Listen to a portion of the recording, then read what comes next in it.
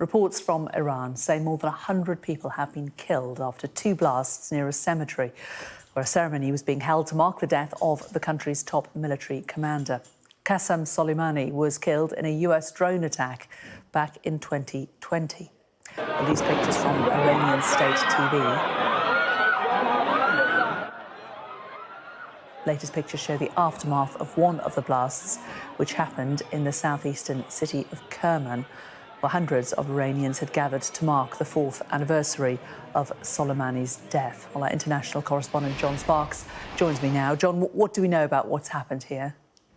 Hi, Jane. An extremely violent episode, this, at a deeply unstable period in the region. As you said, more than 100 people dead, scores of people injured. I think the last count was around 170. And we're hearing from officials and from Iranian state media that there were two explosions in the southeastern city of Kerman, near the tomb of Qasem Soleimani, General Qasem Soleimani, a key figure in the Iranian Revolutionary Guards. A reasonably sophisticated attack, I believe. Two explosions remotely detonated, according to Iranian media. The second explosion coming at some point after the first, perhaps up to 15 minutes later. That would be done deliberately to target those people who are coming to the scene, members of the security services, the emergency services, etc. And we understand that 4 police officers and 3 paramedics have been killed.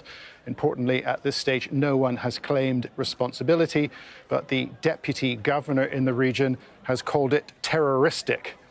I'll just say a few words about Qasem Soleimani, probably the best known figure in the Iran's Revolutionary Guard, perhaps the most important figure in the so-called axis of resistance, this coalition of countries led by Iran that oppose the Americans, the Israelis, the British and others as well. Soleimani credited with funding, training, providing hardware to groups like Hezbollah in Lebanon, Hamas in Gaza, groups in Iraq and Yemen as well. And he was taken out by an American drone in 2020 at Baghdad airport. The regime in Iran, no shortage of enemies, both at home and abroad. Pro-regime figures already blaming the Israelis for this. There is no evidence at this stage for that, but it does fit a wider pattern of instability in the region. That is for sure. OK. John, thanks very much for that.